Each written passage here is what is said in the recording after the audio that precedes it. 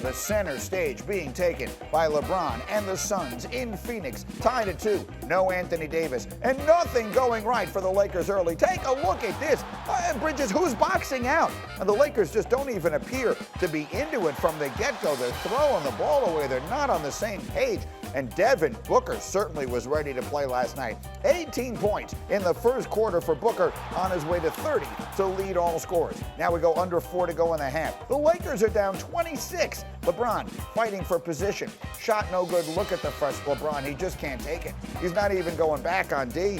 They're playing 5-on-4. Lakers down by 30 at the half. That is the largest postseason deficit of LeBron's career. Not all good news for the Suns. However, here's the one bad moment. Watch Chris Paul working against Wesley Matthews on the box out. Paul in pain. You know he's got a problem with the shoulder. That one obviously worth keeping a close eye on for Game 6. But last night was no contest. LeBron left early. Suns win it by 30. LeBron, what happened? We got our ass kicked. I mean, it's just that simple. They got to whatever they wanted to get to in this game, and we got to be better, obviously, if we want to force a Game 7. So, I mean, they pretty much just kicked our asses. I mean, there's nothing else really to say. Well, the good news is we have people to say a lot more than that, and that's Kendrick, Perkins, and Zach Lowe to begin, and Jalen will join us later in this hour. And, Big Perk, Jalen told me yesterday, LeBron's going to have a 35-point triple-double tonight. He's going to dominate the action. Why didn't that happen, Kendrick? Well, Greeny, first of all, we saw a clip last night that's circulating this morning that LeBron James left the game with 5 minutes left into the game. I thought he waited too long. He should have left the first minute of the game when turned down wide open three-point shot when the play was ran for him. He should have knew then it was going to be held in the cell. Here's the problem. Role players help you win playoffs. Role players help you win playoff series. And what's going on right now is that the role players of the Phoenix Suns are outplaying the role players from the Lakers. Think about this. The game of the night last night really was the Nuggets and the Blazers. Jokic had 38. Michael Porter Jr. had 26. You know who was the common denominator to overpower Dame Dollar for historical performance of 55 points last night? It was Monte Morris. He had 28 points off the bench. Role players help you win games, that help you win series, that help you win championships. It's in the history. When you look at Robert Horry, Derek Fisher, the list goes on. You have to get more from your supporting cast. You buying that, Zach? I'm sorry to disagree with Perk, but when you lose by 30 in a half, it's about everyone. It's about the role players. Perk is right. Other than Kuzma, the Lakers role players did not show up last night. It was nice to see Kuzma show up, but LeBron did not put his imprint on the game in a way that we have come to expect from LeBron on the biggest stages. All those threes he made, it was a 30-point game. The game was over. Both things can be true. The role players, particularly Dennis Schroeder, failed, and LeBron did not play a LeBron game. And I'm sorry, but when you're LeBron, that's the standard, and maybe because of the high ankle sprain, he just doesn't have it in him. That's a real injury that will probably not get better until he has time to rest. And so this is just reality. Their backs are against the wall. And when you lose by 30 and a half, nobody plays that well.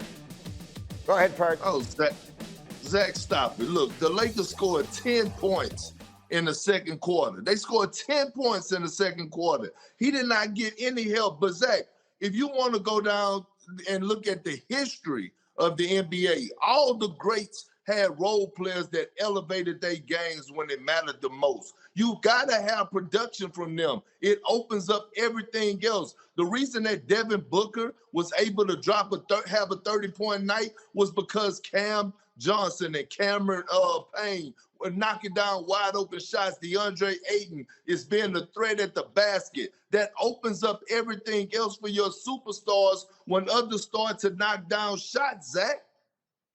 Zach, let me ask you about a different superstar, and that's Anthony Davis. If he doesn't come back, or at minimum, if he is completely a shell of himself, are the Lakers done in this series, in this round? Zach? I would lean toward yes, with LeBron not quite LeBron, and the role players playing the way Perk has indicated this morning. If AD can't go, or if AD is severely limited, and I've got 2 games to win one if I'm Phoenix, yeah, one's in LA, but the game 7's on our court, I'm taking Phoenix in that scenario for sure. And then, Perk, that would lead to another interesting question. Jay Will touched on this about a half hour ago. You know, we saw the Lakers win the title last summer, or actually last winter, I guess it was, in the bubble. They play Miami in the finals there. Miami gets swept in the first round this year. If the Lakers get knocked out, will it cast some question about the legitimacy of the championship they won last year? Perk. Hell no. They earned every bit of that championship. Everyone had the same opportunity, okay? Look, going down there in the bubble, we heard the stories of guys coming out saying it felt like they just did a bid. It felt like they just came out of the penitentiary, the way that they were cooped up down there in the bubble. We watched guys talk about mental health down there in the bubble. That's how hard it was to win a championship. Again, playing in front of fans, that's a great thing to do. That's why we enjoy fans. Fans help you win games. But when you don't have fans and you just have to go out there and compete without the noise and without the support, then you have to have a different mental toughness. So, no, I love Jay Will, but I disagree with him on this tape. Go ahead, Zach. Yeah, I'm tired of hearing people way beyond Jay Will denigrate both the accomplishments of the Heat and the Lakers in the bubble. Yeah, the bubble was unusual. It was weird. The entire world's been unusual for a year and a half now. And to me, winning in the bubble, or in the case of someone like Tyler Hero, playing above your expectations, above your level in the bubble, that's not a fluke. It's not something to be denigrated later when you maybe don't do as well the next year. To me, it's a badge of honor. Winning in that environment, in that different kind of environment, in that stressful environment that Perk just said, that's a badge of honor. It's time to stop denigrating that as a fluke. Even though the Heat got swept, even though the Lakers might lose in the first round, it doesn't denigrate what they did last season.